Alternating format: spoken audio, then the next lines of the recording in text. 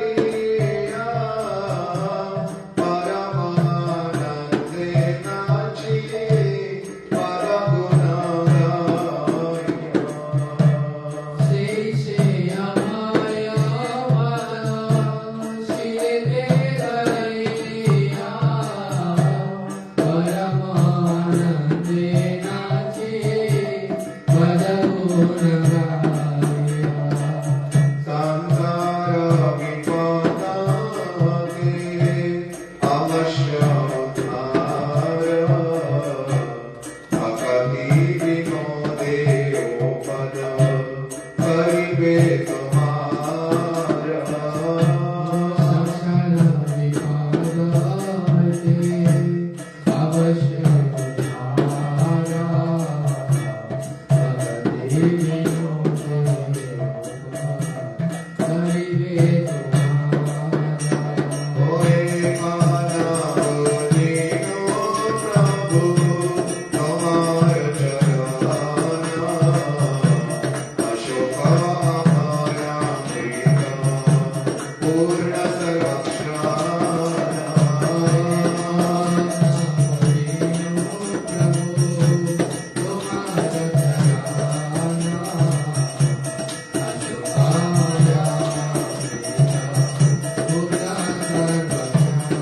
जय माता लाविया Brahma कृताताईना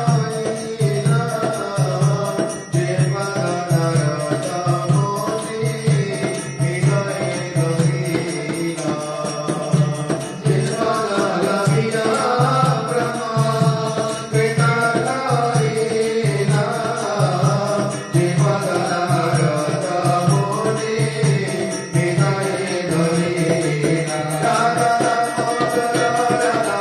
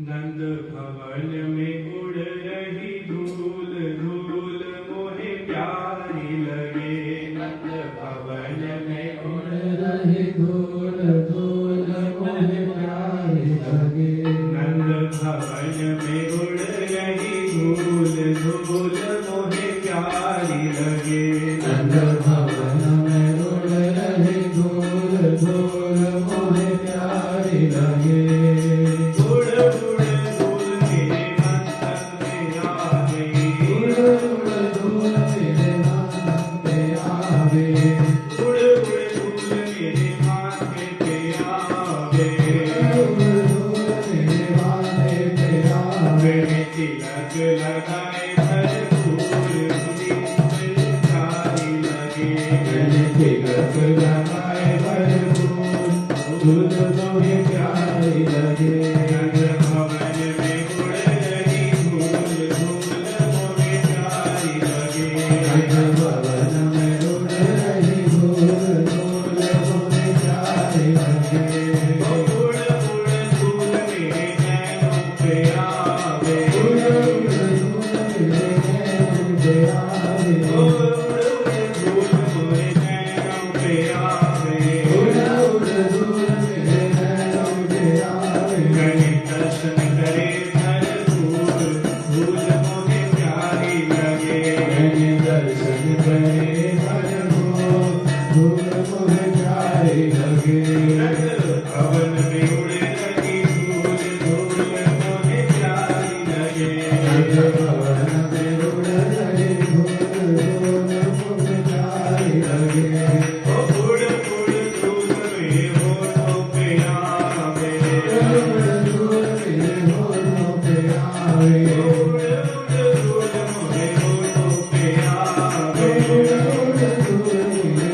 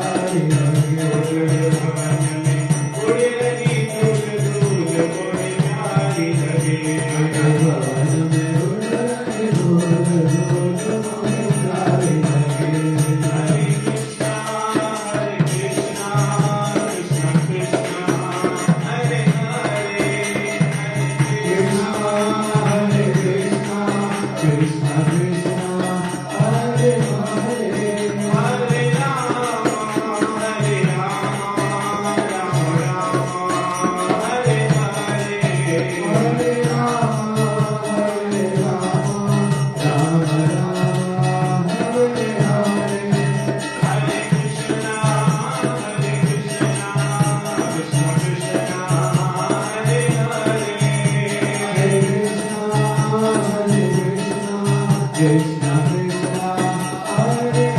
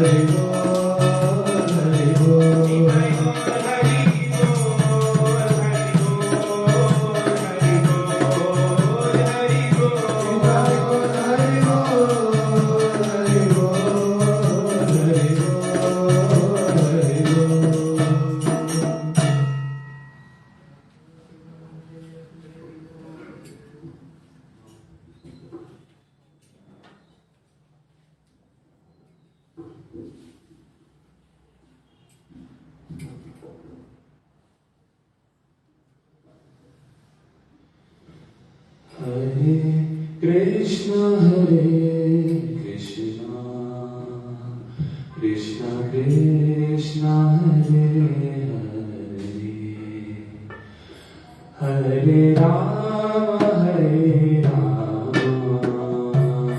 Rama Rama Hare Hare Hare Krishna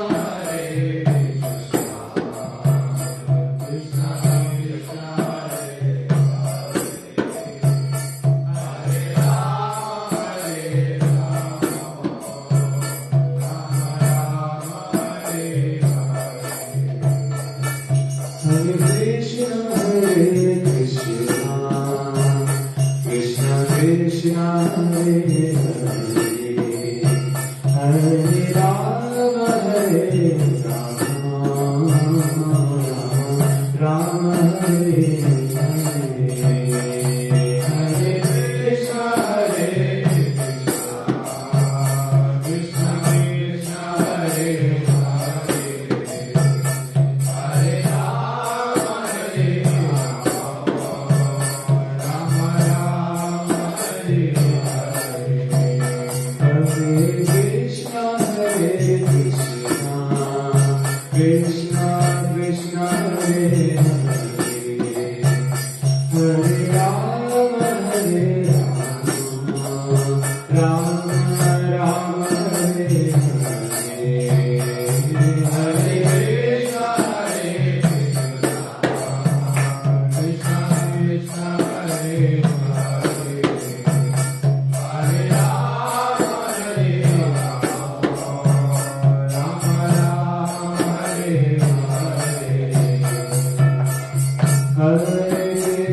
Rama Hare Krishna Krishna Krishna Hare Hare Hare Rama Rama Rama Hare Hare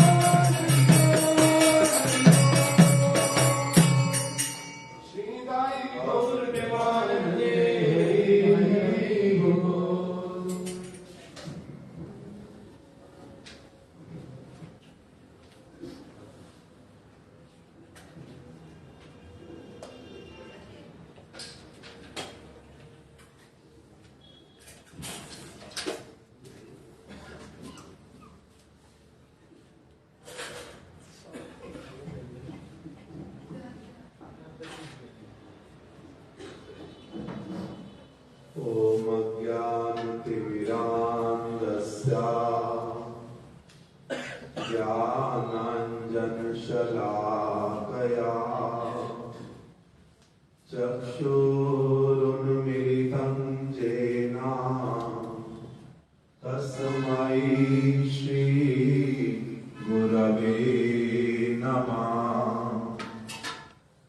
वाञ्छाकल्पतरुभ्यश्च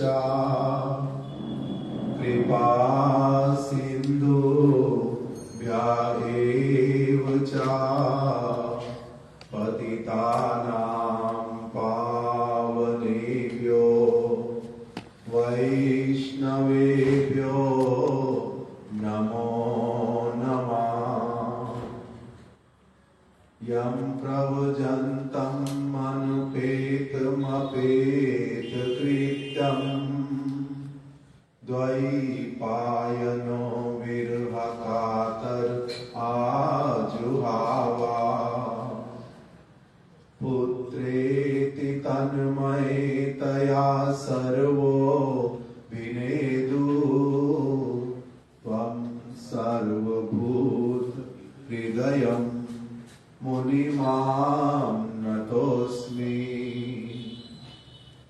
नारायणं नमस्कृत्य नरं चैव नरोत्तमं देवीं सरस्वतीं व्यासं ततो जयमुदीरये।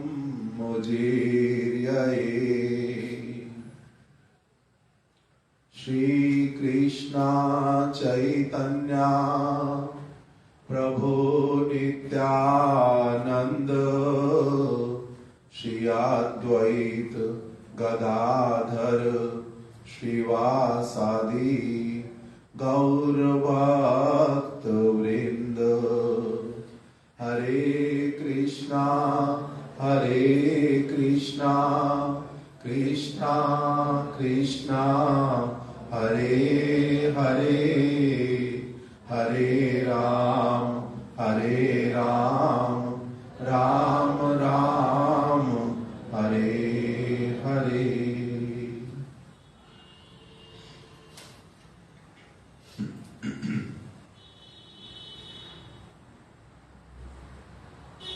सभी लोग मेरे पीछे दोहराओ। नष्ट प्रायेषु अभद्रेषु नष्ट प्रायेषु अभद्रेषु नित्यं भागवत सेवया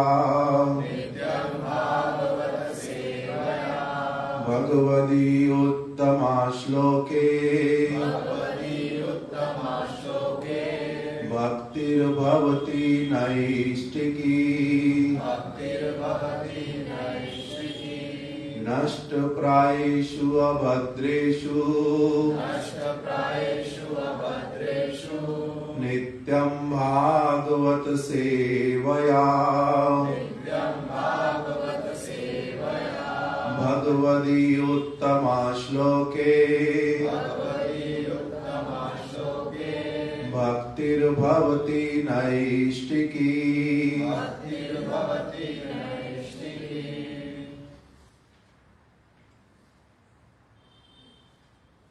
कल हम लोग श्रवण कर रहे थे किस प्रकार से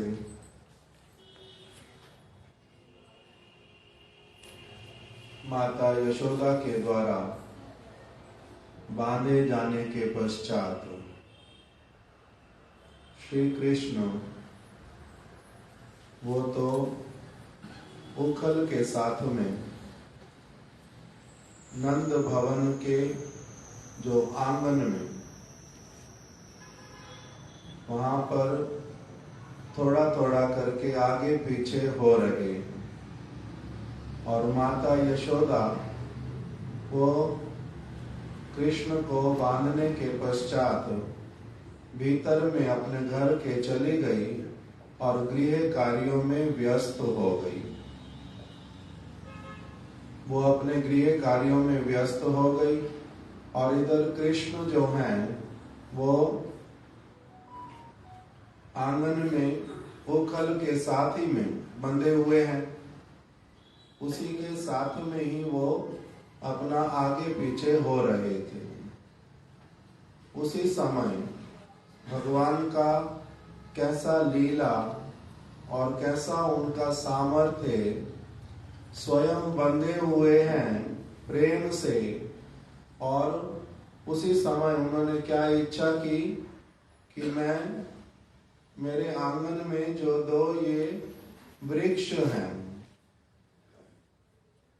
यमल अर्जुन वृक्ष, जुड़वा अर्जुन के वृक्ष, इन दोनों को किस प्रकार से इनका उद्धार करूं।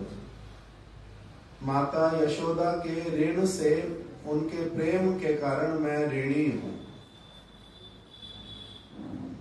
माता मुझसे बहुत प्रेम करती हैं, इसलिए मैं उनका ऋणी बन गया हूं।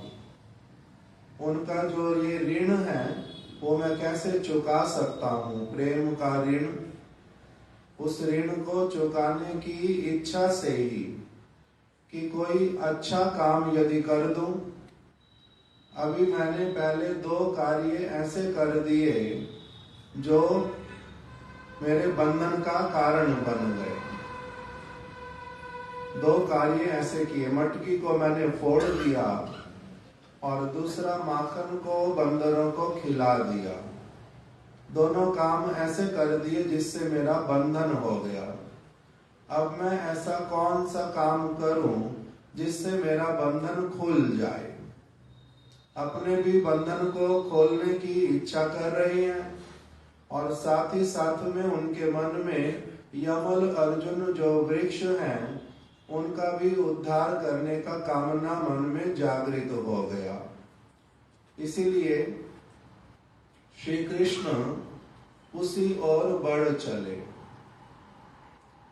उसी समय साथ ही साथ में परीक्षित महाराज जी ने प्रश्न कर लिया, हे शुकदेव गोस्वामी, ये दो यमल अर्जुन के वृक्ष जिनका श्री कृष्ण उद्धार करने के लिए जा रहे हैं, ये यमल अर्जुन ये वृक्ष कौन है और इनको श्राप इत्यादि क्यों मिला जो वृक्ष के शरीर में रहने का।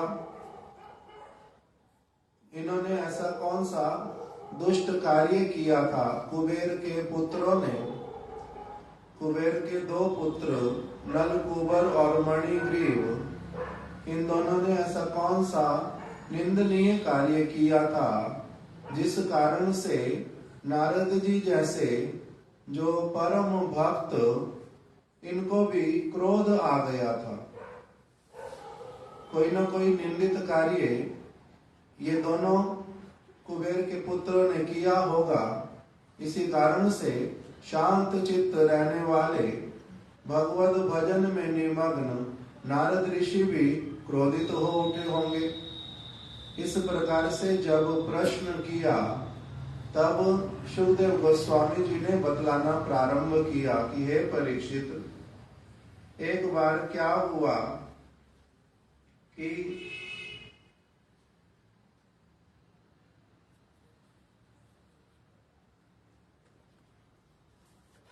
सुखदेव गोस्वामी ने कहा, कुबेर के दोनों पुत्र जो हैं उन दोनों को बहुत बड़ा अहंकार हो गया था, बहुत गर्व हो गया था। एक तो किस चीज का कि हम लोग कुबेर के पुत्र हैं, बहुत अधिक धनी हैं, और दूसरा इनको जो एकादश रुद्र हैं उनके साथ में भी बैठने का अवसर मिलता था, इसलिए भी इनका जो अभिमान वो बहुत अधिक बड़ा हुआ था।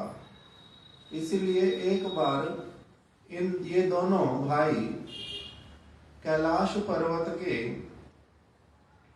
एक सुरम्य उपवन में मंदाकिनी के जल में बहुत सारी देव कन्याओं के साथ में मदमत्त होकर के, नशे में चूर होकर के उनके साथ में गान गा रहे थे और उनके साथ में विशेष प्रकार से ये विहार कर रहे थे।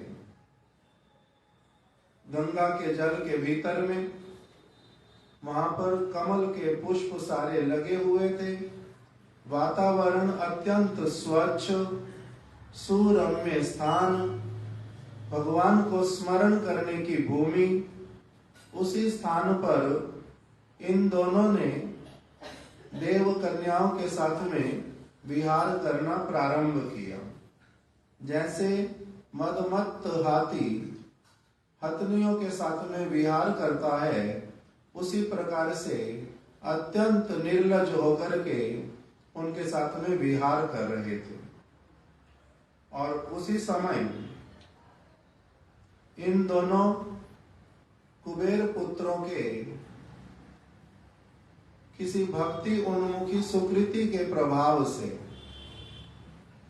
इन्होंने, अभी तो यद्यपि इनको अहंकार हुआ है और वारुणी नामक मदिरा पान की हुई है, देव कन्याओं के साथ में विहार कर रहे हैं, किंतु इनका कुछ न कुछ इन्होंने अच्छा कार्य किया था, जिसके फल स्वरूप क्या हुआ, नारद ऋषि उसी मार्ग से होकर के निकले। जब नारद ऋषि को देव कन्याओं ने देखा, वो एकदम से लज्जित हो गई, आंखों में शर्म आ गई। साथ ही साथ में उन्होंने अपने अंग प्रत्यंग को ढकना प्रारंभ किया। गीत जो अश्लील गीत जो गा रही थी उसको गाना बंद कर दिया। एक तरफ जाकर के सारी खड़ी हो गई। किंतु जो कुबेर के दोनों पुत्र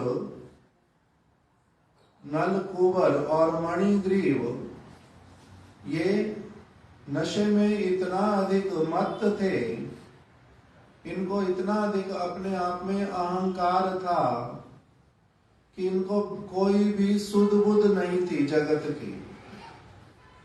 इन्होंने कोई लज्जा अनुभव नहीं की, हम कोई भूल कर रहे हैं ऐसी भी बात इनके मन में आई नहीं।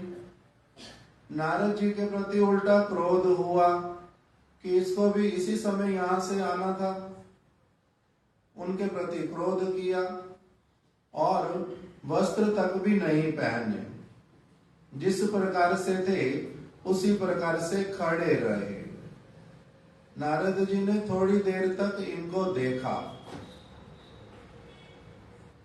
और फिर मन में विचार किया कि इनका तो अभी दुर्गति है हो रखा है, ये मेरे मित्र कुबेर के पुत्र हैं, किंतु इनका बुद्धि अभी बहुत खराब हो रखा है। ये तो अपना अमंगल स्वयं वर्ण कर रहे हैं, इनको अज्ञानता है बहुत अधिक, इनकी सदगति कैसे होगी, इस प्रकार की चिंता करके उन्होंने क्या कहा कि इनको तो अवश्य ही कुछ न कुछ दंड देना पड़ेगा, इनके ऊपर अभी यही कृपा होएगी। उदंड बालक को जिस प्रकार से दंडित करना, उसको अच्छे मार्ग पर ले आने के लिए वो कृपा कहलाता है। इसी प्रकार से मैं भी इनके प्रति कृपा करूंगा।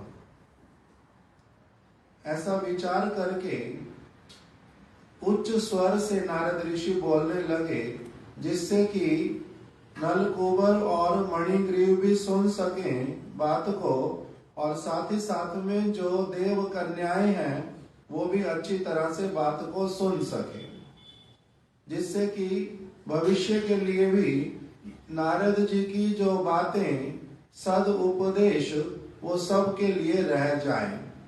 इसलिए उन्होंने उच्च स्वर में कहना प्रारंभ किया।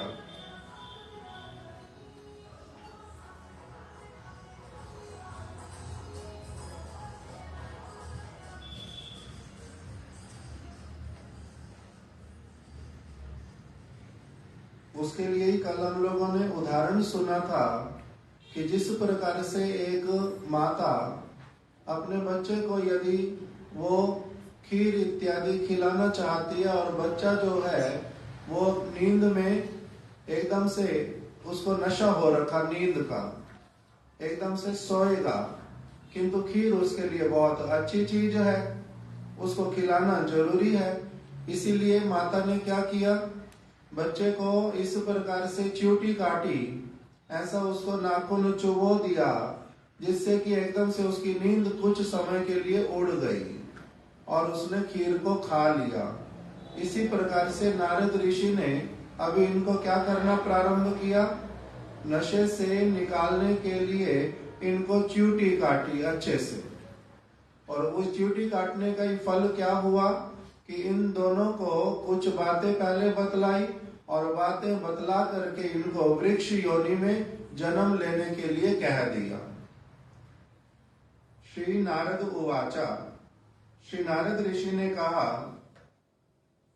कि जो धन का गर्व है वो जिस प्रकार से एक व्यक्ति की बुद्धि को खराब करता है, और कोई भी ऐसी चीज नहीं है जिससे कि एक व्यक्ति का अहंकार इतना अधिक बढ़ जाता है।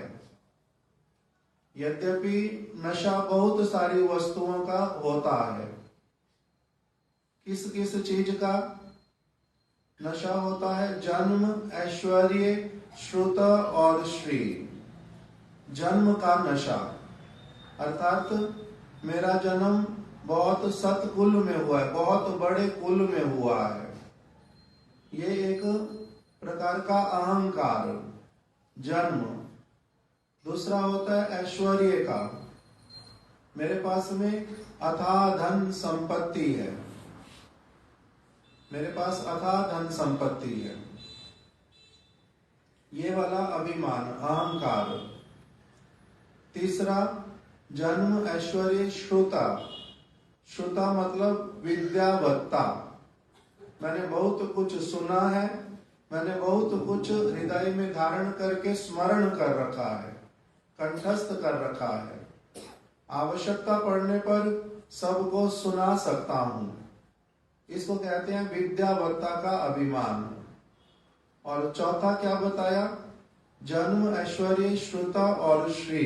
श्री मतलब सुंदरता, मैं बहुत सुंदर हूं, मेरा शरीर बहुत बलवान है, इस प्रकार का अभिमान। तो इसके कारण व्यक्ति क्या करता है, दूसरों का अनादर करता है, अपने आप में गर्व करता है, मर्यादा को भूल जाता है। तो इसीलिए इन चारों प्रकार के अभिमानों में से भी नारद ऋषि अभी यहाँ पर बतला रहे हैं कि धन का जो मद है, ऐश्वर्य का, किसी के पास में धन आ जाने पर वो क्या करते हैं, विद्वान लोगों का भी अनादर करते हैं रूपवान भी उससे नीचे हो जाता है, और जन्मगत जो उच्च जाति का उसको भी वो अपने से नीचे समझते हैं और अपने अनुसार चलाते हैं। इसलिए धन का नशा जो है वो एक व्यक्ति को बहुत अधिक अलग अवस्था में ला करके खड़ा करता है। और धन आने पर क्या करता है व्यक्ति, धन का गर्व आने पर स्त्री संभोग, अक्ष क्रीड़ा आदि और मद्यपान सब समय उसका चलता रहता है। सब प्रकार की भोगमयी क्रियाओं में एक व्यक्ति लिप्त हो जाता है और पाप आदि कार्य करता है। उसमें इस प्रकार का कि और कोई उसमें वस्तु उसके पास हो या ना हो, कम पढ़ा लिखा हो, बुद्धिमान कम हो, रूपवान कम हो, किंतु यदि धन आ जाए तो बहुत अधिक गर्वीला हो जाता है। दूसरी बात बोल दी कि वो क्या करता है, ये भूल जाता है धन के मद में कि मेरी भी कभी मृत्यु आएगी, मुझे भी कभी बुढ़ापा आएगा, मेरे साथ में भी कभी ऐसा कुछ हो सकता है जो धन मेरे हाथ से चला जाएगा। ये सारा कुछ भूल करके धन के मद में ना जाने क्या क्या करता रहता है, जरा मृत्यु इत्यादि को भूल जाता है और सोचता है मैं चिरस्थायी हूं, सब समय के लिए रहूंगा। फिर बताया जीवित अवस्था में जो शरीर देवता के नाम से पुकारा जाता है, ये कुबेर कौन है, देवता, धन के अध्यक्ष हैं, और इनके पुत्र जो हैं नल कुबर और मणिग्रीव, ये भी दोनों देवता कहलाते हैं। किंतु देवता होने पर भी यहाँ पर बता दिया कि जीवित अवस्था में इनके शरीर को देख करके क्या कहा जाता है, ये देवता है। किंतु मृत्यु के पश्चात इनकी देह भी क्या कहलाती है, अगर प्राण निकल गए, शरीर पड़ा हुआ है, तब उसको कहते हैं ये कृमि है। अगर उसको भूमि के भीतर में मिट्टी में उसको अगर दबा देते हैं, नहीं, पहले बताया कि यदि उसको कोई प्राणी खा जाता है तब वो क्या बन जाता है, विष्ठा, उसका शरीर। विष्ठा मतलब टट्टी, जो भी प्राणी खाएगा, खा करके इसके शरीर को खत्म कर देगा और फिर वही शरीर किस रूप में परिणत हो जाएगा, मल के रूप में, टट्टी के रूप में। तीसरा बताया अगर उसको कोई जला देगा तो वो भस्म बन जाएगा। तो पहले जो शरीर मनुष्य कहलाता है या जो शरीर देवता कहलाता है, मृत्यु के बाद में क्या होता है, मृत्यु के बाद में जब तक देह पड़ी रहती है तब तक वो कृमि कहलाता है। अगर उसको कोई प्राणी खा जाता है तो वो विष्ठा बन जाता है। अगर उसकी देह को भस्म कर दिया, जला दिया जाता है तो वो भस्म बन जाता है। तो कह रहे कि ये जो देह है, एतादृश विनश्वर शरीर है, ऐसे वाले विनश्वर जो अवश्य ही जिसका नाश होगा ही होगा, ऐसे शरीर की तृप्ति के लिए, ऐसे शरीर की तृप्ति के लिए ये शरीर के धर्म, स्त्री के साथ में प्रेम करना और भोगमयी वस्तुओं को संग्रह करना, अन्यों को अपना अभिमान दिखलाना, ये जो सारा कुछ ये केवल शरीर का धर्म। इसीलिए ऐसी वाली देह जिसका नाश अवश्य ही होगा, जो या तो कृमि कहलाएगी या विष्ठा कहलाएगी या फिर भस्म कहलाएगी, ऐसी वाली विनश्वर देह की तृप्ति के लिए जो व्यक्ति किसी भी प्राणी से हिंसा करता है, जो व्यक्ति स्वेच्छा पूर्वक जीवन यापन करता है, ये वाला व्यक्ति धन के अभिमान में कैसा हो गया, अपने स्वार्थ को ही नहीं जानता, अपना ही अच्छा जो भला बुरा वो नहीं जानता। क्यों? क्योंकि इस प्रकार की क्रियाएं करके इसकी अंतिम गति जो है वो नरक होती है। इसकी अंतिम गति नरक होती है। तो इसलिए यहाँ पर भागवत के इन वचनों से क्या पता चलता है कि देवता लोग, पहली बात इस श्लोक में पता चल गया कि देवता लोगों की भी मृत्यु होती है। कोई भी देवता क्यों ना हो, उनकी आयु हमारे से बड़ी बहुत है, किंतु तब भी उनकी भी मृत्यु होती है। देवता की देह भी अविनश्वर नहीं है, नश्वर है, उसका भी नाश होता है। और उनकी देह के नाश होने पर उनकी देह भी या तो कृमि या विष्ठा या फिर भस्म बनती है। दूसरा बता दिया कि इस शरीर की तृप्ति के लिए एक व्यक्ति को इस प्रकार की क्रिया नहीं करनी चाहिए जो उसके लिए ही बाद में जाकर के दुखद हो। तीसरी बात बतलाई कि ऐसे वाले प्राणी जो दूसरों से हिंसा करते हैं, गर्व करते हैं, स्वयं मिथ्या गर्व, ये सत्य गर्व भी नहीं है, ये मिथ्या गर्व। क्यों? क्योंकि धन कभी किसी का होता नहीं, और होता भी है अगर कुछ समय के लिए तो वो अस्थाई है, स्थायी नहीं है। उसका वास्तविक प्रभु कोई और है, इसलिए उसको अपना मान करके उसके कारण गर्व करना और फिर हिंसा इत्यादि करना, मर्यादा को भूल जाना, इससे एक व्यक्ति अपना ही अमंगल करता है और उसको नरक की प्राप्ति होती है अंतिम काल में। तो इसका अर्थ क्या है? नरक होता है। भागवत इस बात को बोल रही है। साधारण लोग अपने मन के अनुसार क्या बोलते हैं? किसने देखा है नरक, किसने देखा है स्वर्ग, जो कुछ है बस यहीं पर ही है। किंतु भागवत कह रहे नहीं, नरक होता है, नरक भोग करना पड़ता है। अगर एक व्यक्ति खराब कार्य करता है, नरक में जाना पड़ता है। जैसे कोई व्यक्ति मदमत्त होकर के कहे कि मैं, अरे कुछ नहीं होता, जेल कुछ नहीं होती, पुलिस सरकार क्या होती है, मेरा क्या कर लेगी, इस प्रकार से कहने से काम जैसे नहीं चलता, उसी प्रकार से ये कहने से भी काम नहीं चलता कि नरक इत्यादि नहीं है। तो नारद ऋषि कह रहे हैं जो नरक है, ऐसे नरक भोग करना पड़ता है। उसके बाद में उन्होंने कहा कि ये जो शरीर है ये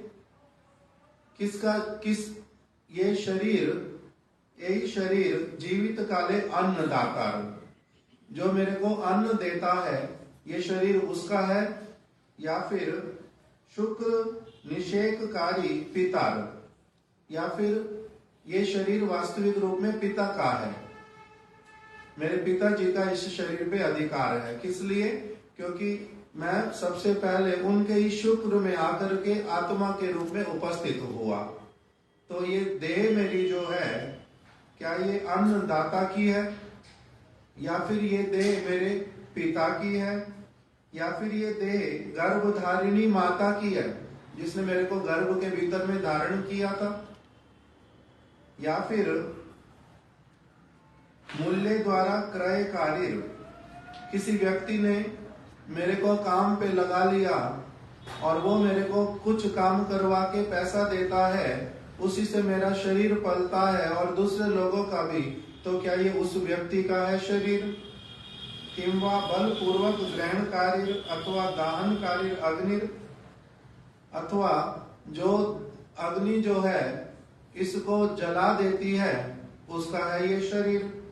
या फिर जो भक्षण करता कुक्कुर इत्यादि प्राणी जो वन में खा जाएंगे मेरी देह को मरने पर, क्या ये शरीर उनका है? ता किछु स्थिर करा जाए ना। नारद ऋषि कह रहे हैं इस बात को कि इस प्रकार से ये शरीर किसका है वास्तविक रूप में, ये भी कोई स्थिर नहीं किया जा सकता। क्यों? क्योंकि इस सारे के सारे जो प्रकरण में जो ये नाम बतलाए, कह रहे इसमें से किसी का भी शरीर नहीं है, और अगर देखो तो किसी न किसी का है। उनके कारण ही इस शरीर की उत्पत्ति है, स्थिति है, चल रहा है। तो इसीलिए ऐसे वाली जो अवस्था जब देह का ठीक ठीक रूप में ये निश्चित ही नहीं है कि ये किसकी है, तब इसमें फिर अहम मम बुद्धि जो है, इसके प्रति अहंकार करना वो कर्तव्य नहीं है। ये देह किसकी है, किसके द्वारा चल रही है? देह का हर एक विषय नानाविध संशय था का है। इस विषय में बहुत प्रकार के संशय हैं कि मनुष्य की देह जो है ये वास्तविक रूप में किसकी है, इसके ऊपर किसका अधिकार है पूर्ण रूप में। देह ममता कराओ संगत नहीं, अपनी देह के प्रति ममता करना, अहंकार करना अच्छी बात नहीं है। फिर दूसरी किसी और वस्तु के ऊपर अहंकार करने की तो बात ही क्या। कह रहे निषेक तो निषेक करता पितार धन, क्या ये पिता का धन है मेरी देह, या फिर मातु पितु माता के पिता का, अर्थात नाना की देह होती है। क्यों?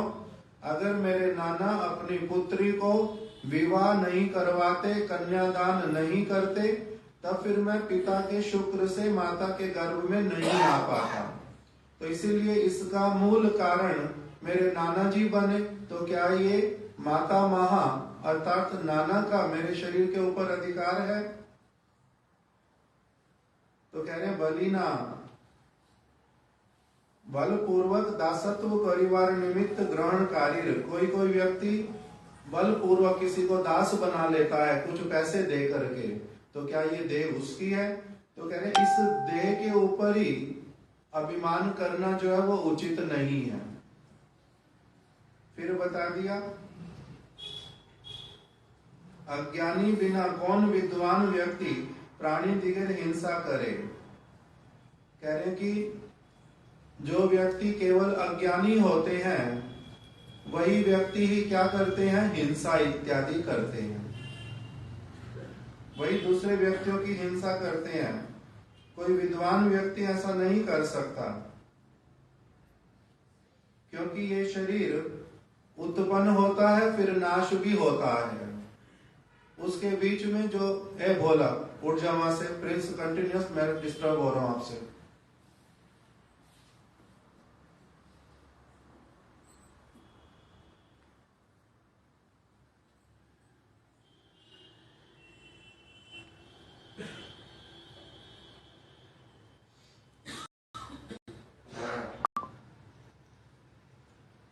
ये देह प्रकृति से उत्पन्न होती है ऐसा दिखलाई देता है, और प्रकृति में ही फिर लय हो जाती है।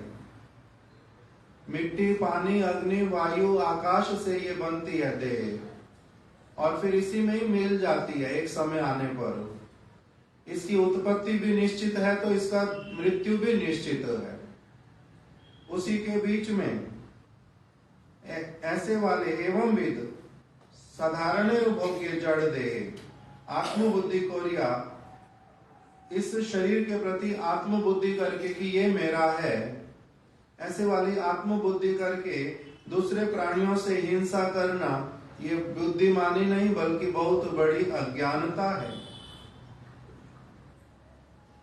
धन के गर्व में मत व्यक्ति दुर्जन व्यक्ति, धन गर्वे मत दुर्जन व्यक्ति पक्षे दरिद्रता ही प्रकृष्ट अंजन स्वरूप।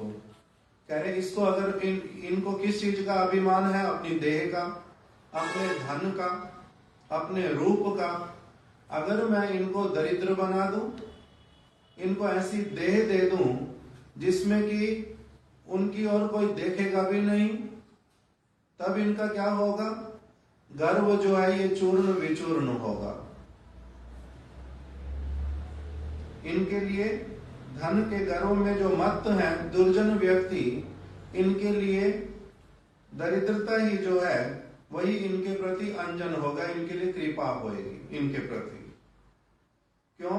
क्योंकि दरिद्रता से, दरिद्र होने पर व्यक्ति का जो जिस गर्व से वो अंधा होता है वो गर्व उसका चूर्ण विचूर्ण हो जाता है दरिद्र होने से।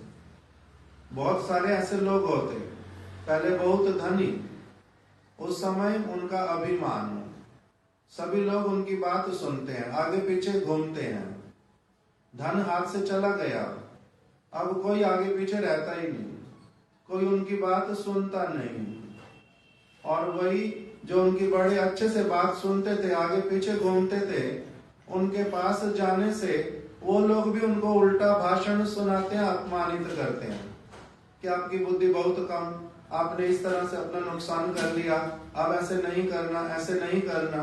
वो भी उनको बहुत कुछ बोलते हैं। तो इसलिए बोल रहे हैं कि जिस समय एक व्यक्ति दरिद्र होता है ना, उस समय उसका एक तो गर्व टूट जाता है, दूसरा उसको अच्छे से पता चलता है कि लोग मेरे पीछे नहीं भाग रहे थे। लोग किसके पीछे भाग रहे थे? मेरा साथ किस लिए देते थे? धन के कारण देते थे। जैसे हमारे गुरुदेव एक कहानी सुनाते थे कि एक कुत्ता, उसको कोई एक सूखी हड्डी मिल गई और वो उस हड्डी को लेकर के मुंह में इधर से उधर घूमता है। बहुत सारे कुत्ते भी उसके पीछे पीछे चलते हैं। उनको क्या लगता है सारे कुत्तों को कि इसके मुंह में जो चीज है वो खाने की बड़ी अच्छी चीज है, इसलिए उसके पीछे पीछे घूमते हैं। किसी तरह से अगर कुत्ते के मुंह से हड्डी निकल गई, गिर गई, और वही हड्डी किसी और कुत्ते ने पकड़ ली, तो उससे क्या होता है? फिर वो जिसके मुंह में हड्डी आ गई वो तो भागता है और उसके पीछे पीछे बाकी सारे कुत्ते भी उसके पीछे ही जाते हैं। अब पहले वाला कुत्ता सोचता है मेरे पीछे क्यों नहीं भाग रहे, मेरे पीछे क्यों नहीं भाग रहे, सारे उसके पीछे क्यों भाग रहे हैं। उसको पता नहीं चलता, ना तो वो तेरे पीछे भाग रहे थे ना उसके पीछे भाग रहे हैं। वो किसके पीछे भाग रहे हैं? हड्डी के पीछे भाग रहे हैं। इसी प्रकार से कह रहे कि इसका एक तो दरिद्रता आने पर अभिमान चला जाता, गर्व चूर्ण विचूर्ण होता, लोग जो हैं वो उनको अपमानित करते अथवा सम्मान नहीं देते। और दूसरा क्या होता है, इससे इसमें यथार्थ दृष्टि जो है इसको मिलती है वास्तविक रूप में कि सत्य वस्तु क्या है, उस तरफ इसका मन जाता है। दरिद्र व्यक्ति जो है वो बहुत सारे प्राणियों के प्रति हिंसा इत्यादि भी नहीं कर पाता, तो उल्टा उसका बचाव होता है। आगे बोल रहे हैं कि जिसके शरीर में कभी कांटा ना लगा हो, जिसके शरीर में कांटा ना लगा हो, वो किसी दूसरे व्यक्ति के पैर में कांटे लगने पर क्या उसके दर्द को अनुभव कर सकता है? उसके पीड़ा को अनुभव नहीं कर सकता। किंतु अगर किसी के अपने पैर में कांटा लगा हो, दर्द से निकल गुजरा हुआ हो, तो वो दूसरे के दर्द को देख करके कैसा होता है? दर्द का अनुभव करता है। तो इसीलिए उसको उस समय क्या समझ आता है? सभी जीवों का दुख ही एक समान है, सारे जीव ही दुखी हैं।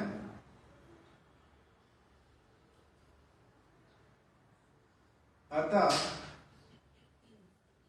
कंटक विद जनित व्यथा अपरे भोग करूप, उसके मन में ये नहीं आता कि दूसरे लोग कांटा लगने पर दुख भोग करते रहे, वो उनके भी दुख को दूर करना चाहता है। किंतु जिसको कभी कांटा ना लगा हो, उसका मन उस प्रकार का नहीं होता। ये सारी बातें नारद ऋषि अच्छे से सबको सुना रहे हैं। ये जो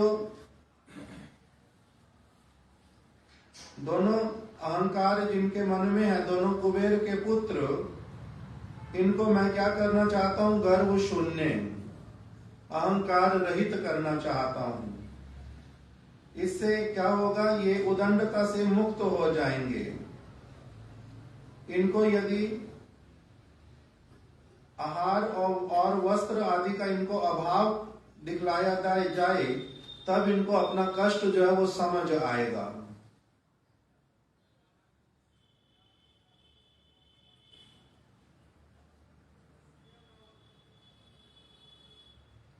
इनमें नम्रता का बहुत अभाव है। नम्रता बोलते हैं तो नहीं, नम्रता, नम्रता, नम्रता मतलब विनीत भाव।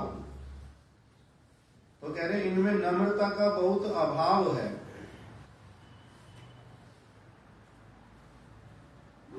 वही इनका जो नम्रता है वो मैंने उत्पन्न करवाना है। इसीलिए सर्वमदयी मुक्ता, इनको सब प्रकार के अहंकारों से मुक्त करवाना है। इसीलिए इनको क्या करूंगा, इनको मैं इस प्रकार का शरीर योनि प्रदान करवाऊंगा जिससे कि इनका सब प्रकार का गर्व दूर होए।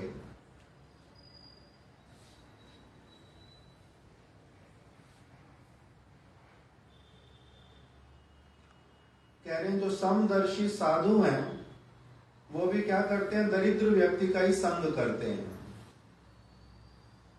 समदर्शी साधु दरिद्र व्यक्ति का संग करते हैं।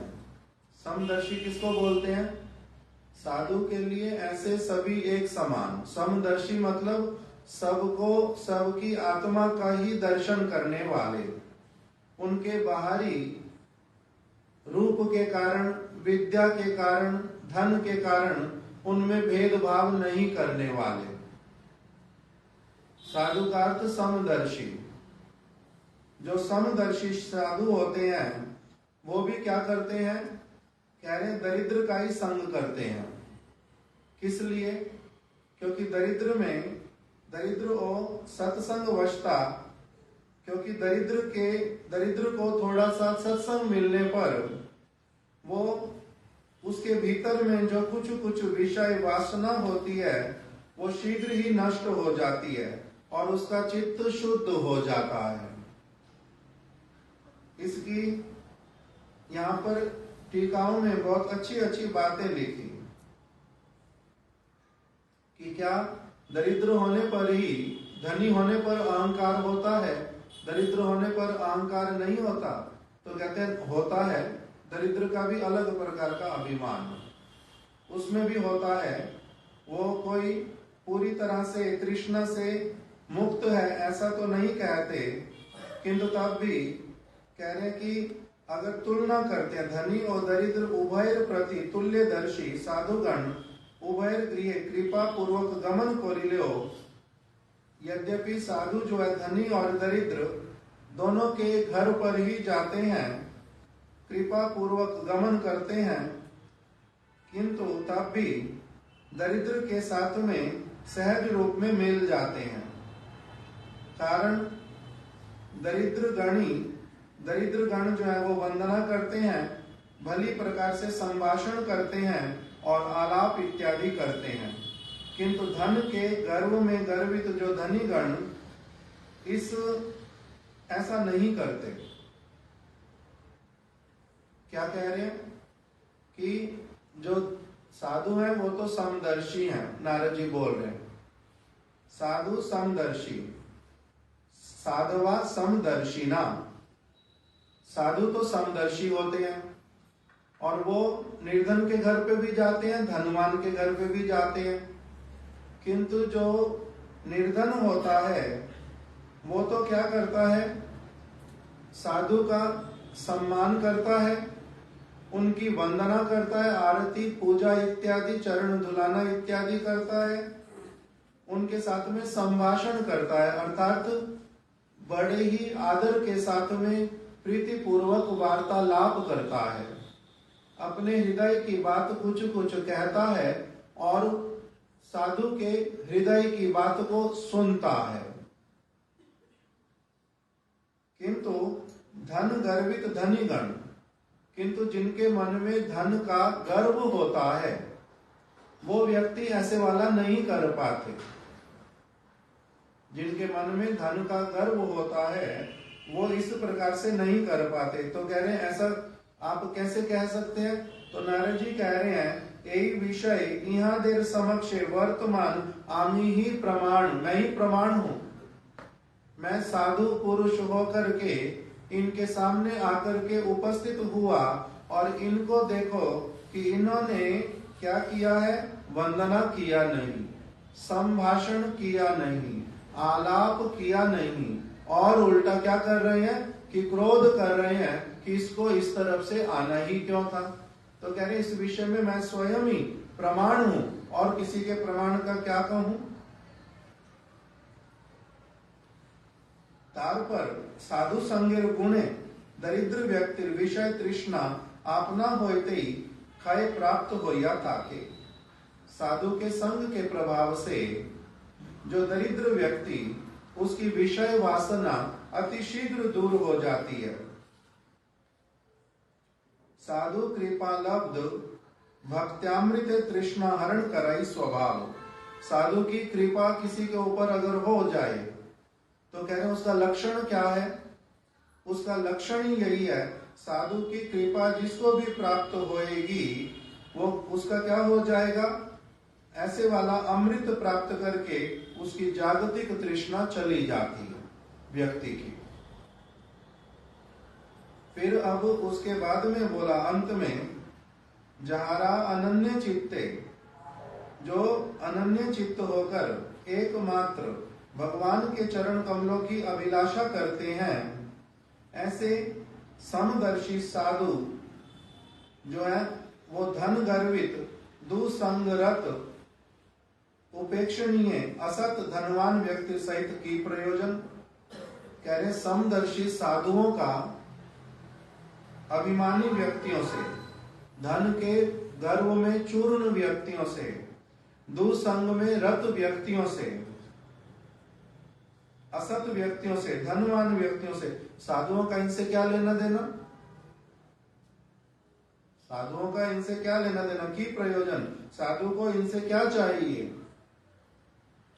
जो साधु अनन्य चित्त हैं, जो भगवान के चरण कमलों की केवल अभिलाषा करते हैं, ऐसे समदर्शी साधुओं का धन में गर्वित रहने वाले असत व्यक्ति, इनके साथ उनका क्या लेना देना?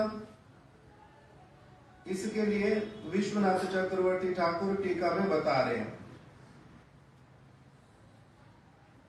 साधुओं का धन के लोभ के उद्देश्य से धनवान के साथ में संयोग संभव नहीं है।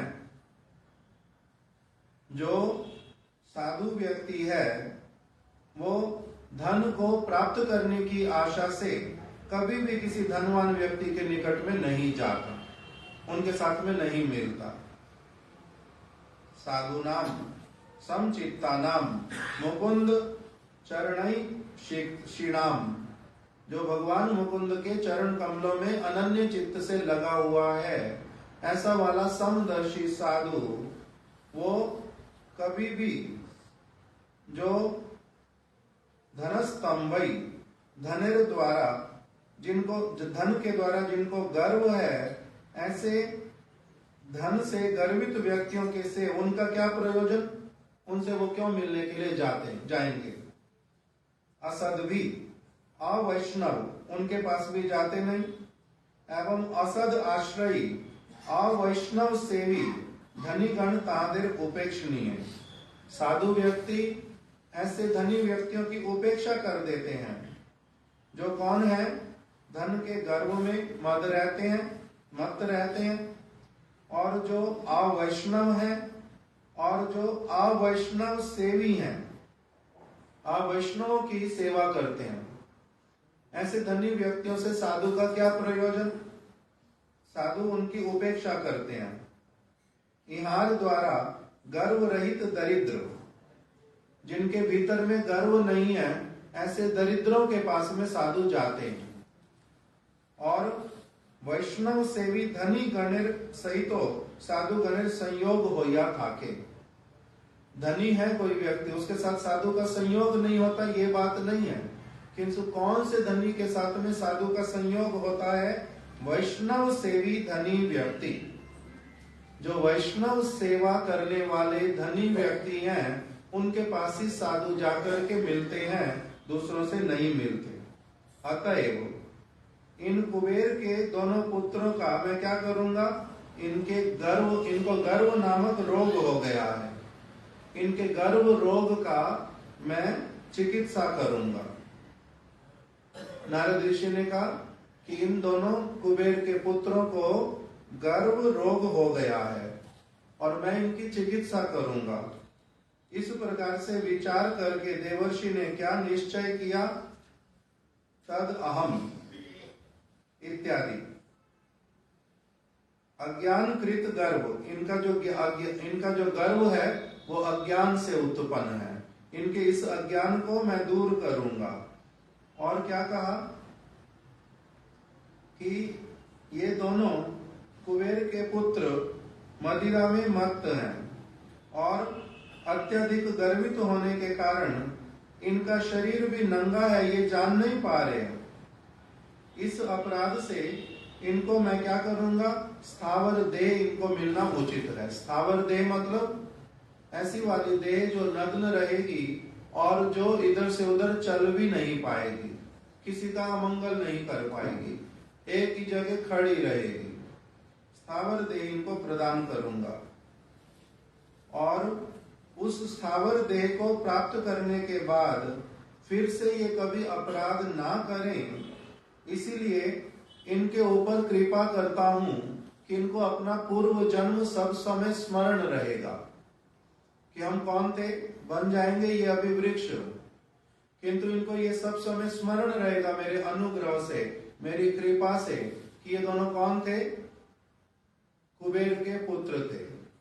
इन्होंने किस प्रकार से गर्व किया था, किस प्रकार से ये अविनीत थे, इन्होंने किस प्रकार से निर्लज्जता दिखाई थी, किस प्रकार से मर्यादा को भंग किया था, ये सारा कुछ इनको स्मरण रहेगा मेरी कृपा से।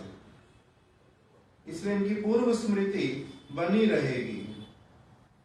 और फिर अतः पर अमार प्रसादे, मेरी कृपा से इनको बहुत लंबे समय के बाद में इन दोनों को श्री कृष्ण का सानिध्य प्राप्त होगा, कृष्ण का संग मिलेगा। और तब फिर ये कृष्ण भक्ति परायण होंगे। उसके बाद में इनको फिर इस जो वृक्ष वाली देह से मुक्ति की प्राप्ति होएगी, ये नारद ऋषि ने कहा।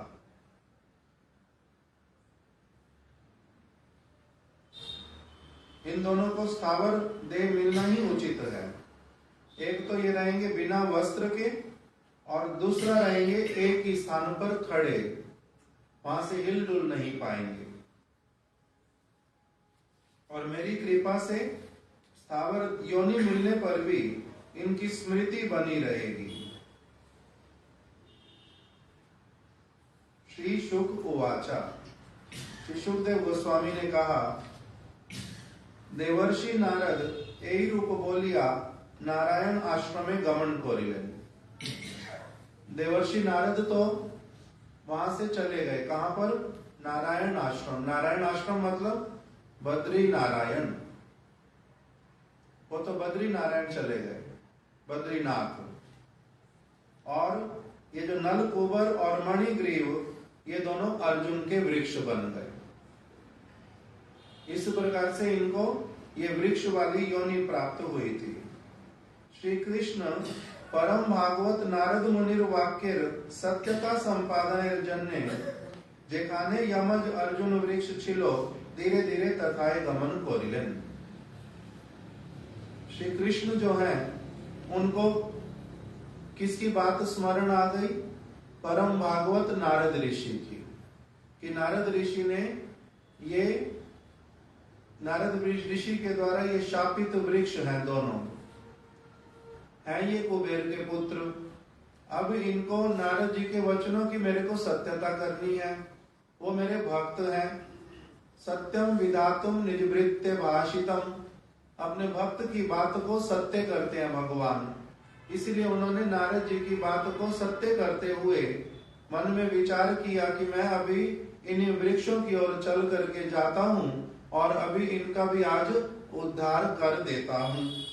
इस प्रकार से कृष्ण जो है वो धीरे धीरे उन अर्जुन के वृक्षों की ओर जाने लगे, क्योंकि देवर्षि नारद मेरे प्रियतम भक्त हैं। और ये दोनों कुबेर के पुत्र,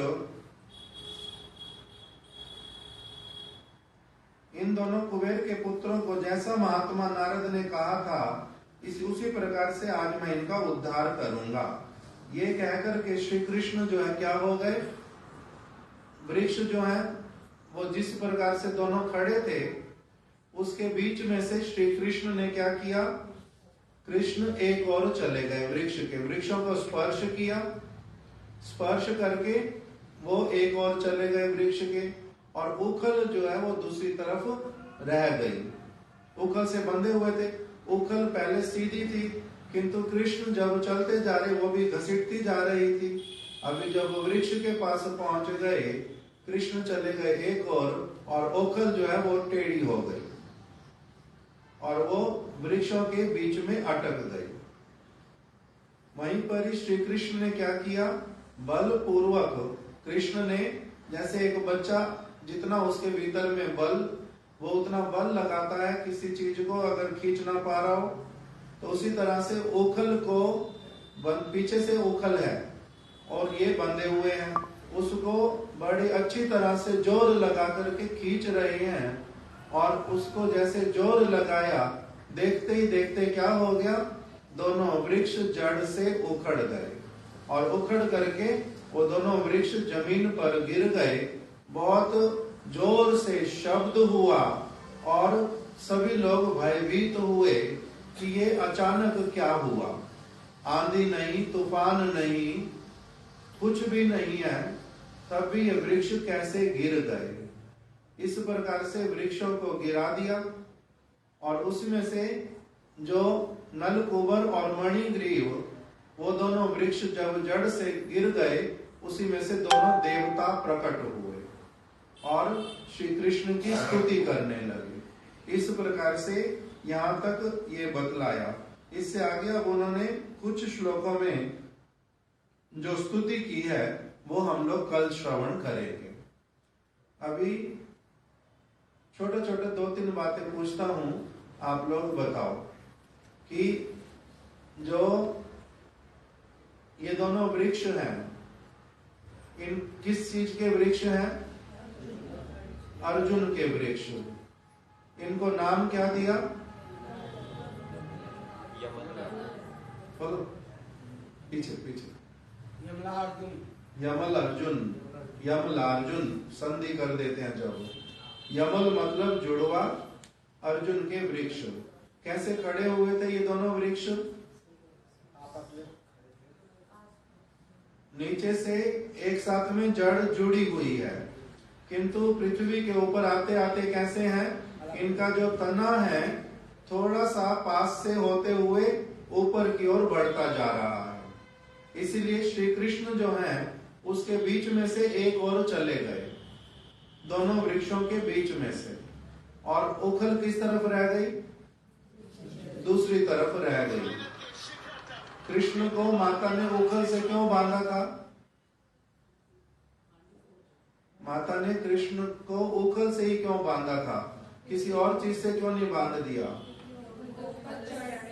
क्योंकि उखल के ऊपर चढ़ करके उन्होंने क्या किया है? माखन चुराया था और उसी के ऊपर बैठे हुए थे। कौन से आसन में बैठे थे उसके ऊपर? ये भी बताया था पीछे। कृष्ण कौन से आसन को लगा करके बैठे थे उसके ऊपर? स्वस्तिक आसन। स्वस्तिक आसन को लगा करके बैठे थे और क्या कर रहे थे? बंदरों को माखन खिला रहे थे। उखल को उल्टा क्यों रखा हुआ था माता यशोदा ने?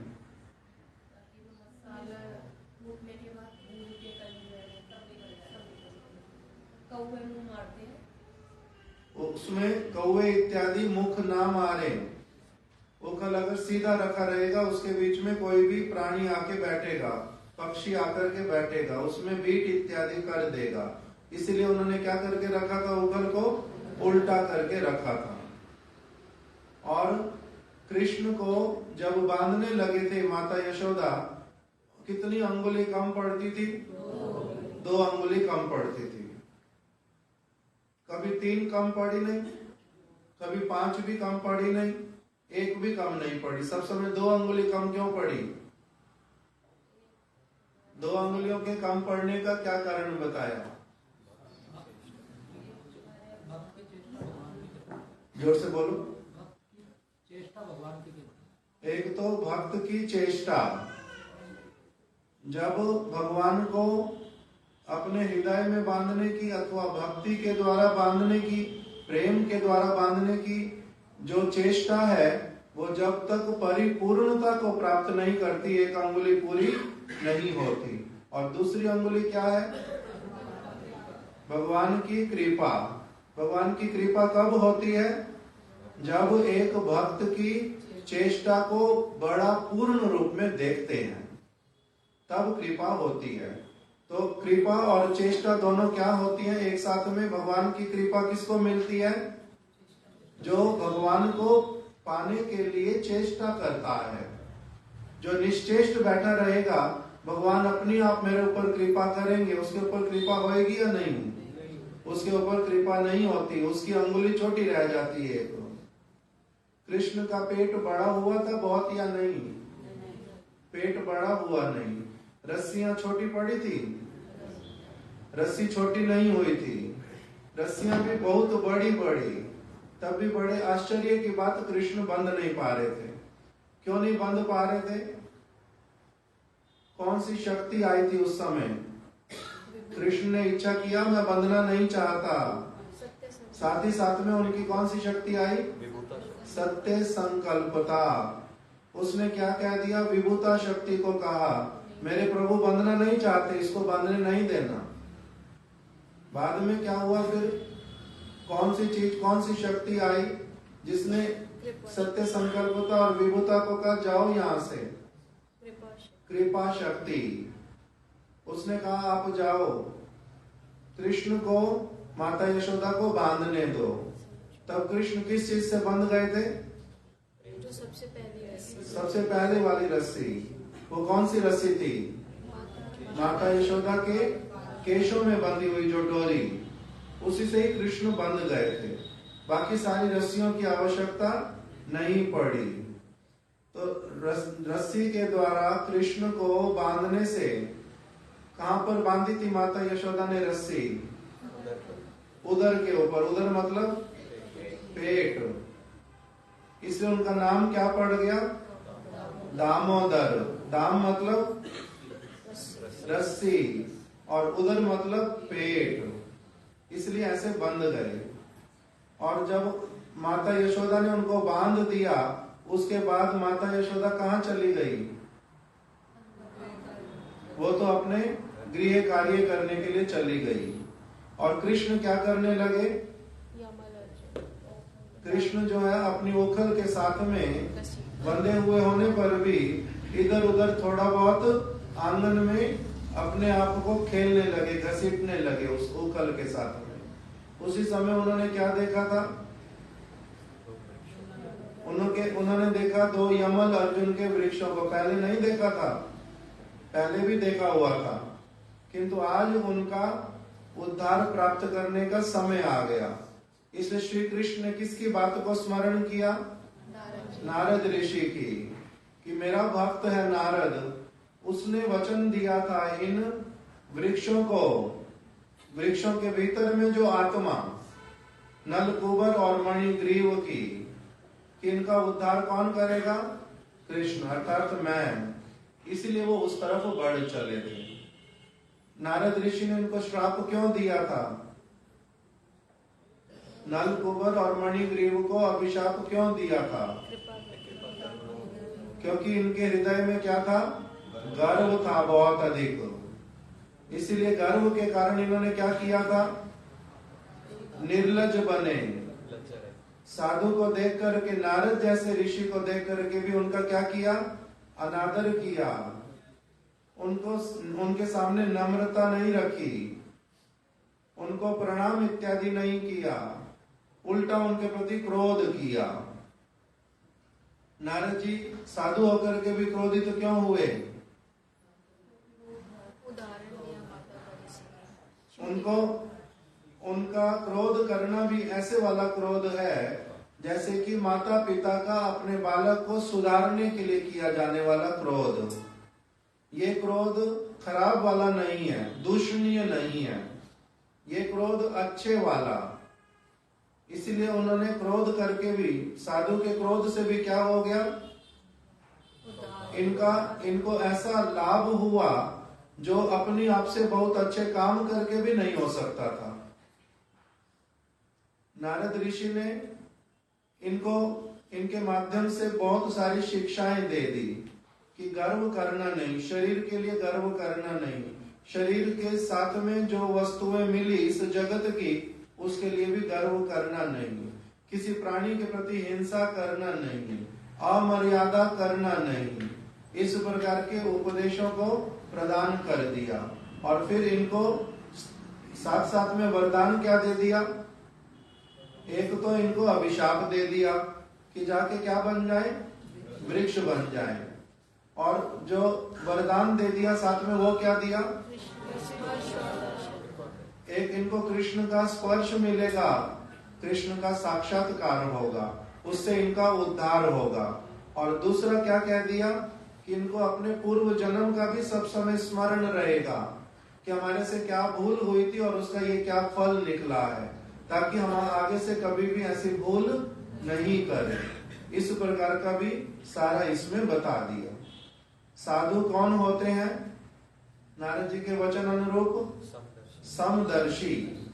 समदर्शी कहने का अर्थ सबके लिए एक समान, किंतु तब भी सबके लिए एक समान होने पर भी वो किसके साथ में मित्रता करते हैं? केवल दरिद्र बोला नहीं, दो बातें बोली। देखो उसमें दो बातें ध्यान से बोल दी उन्होंने कि गर्व रहित दरिद्र और वैष्णव सेवी धनी। इन दोनों के साथ में साधु लोग क्या करते हैं? संग करते हैं, बाकी किसी के साथ संग नहीं करते। इस प्रकार से इनके अज्ञान से उत्पन्न गर्व को नारद ऋषि ने क्या किया? चूर्ण विचूर्ण करवा दिया, स्थावर योनि मिल गई। आज जब उद्धार हो गया तब नारद ऋषि को ये स्मरण कर रहे हैं और कृष्ण की स्तुति कर रहे हैं। उसमें उन्होंने क्या कहा हम लोग कल अब इसको श्रवण करेंगे। वांछा कल्पतरुभ्यश्च कृपा सिंधुभ्य एव च पतितानां पावनेभ्यो वैष्णवेभ्यो नमो नमः। विशाल कुमार कहाँ पर है?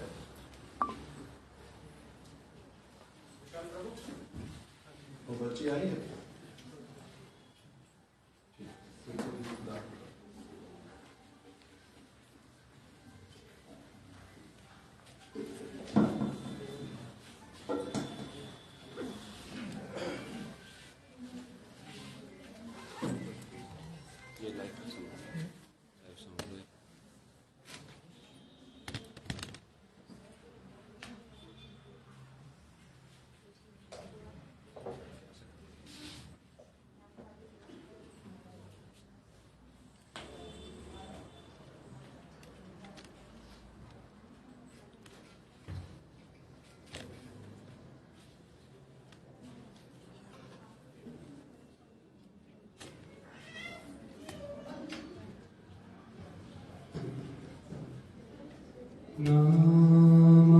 नामामीश्वरं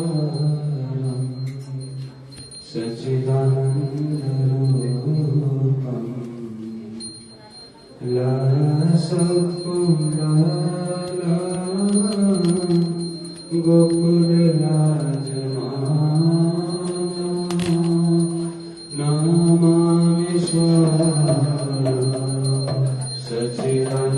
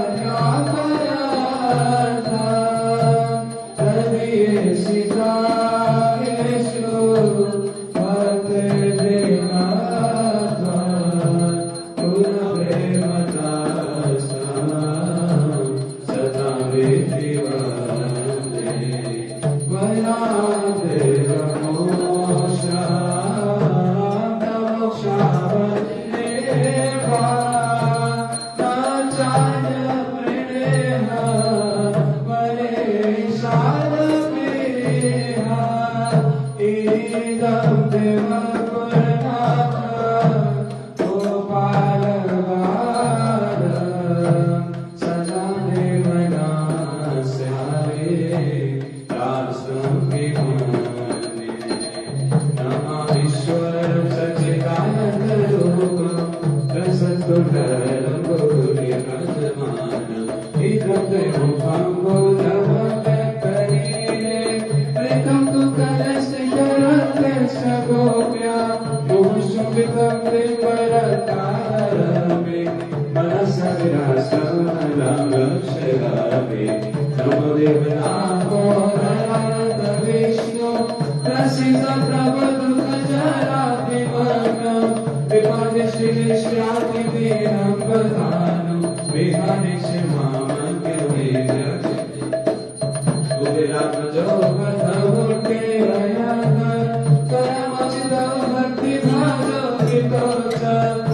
प्रेम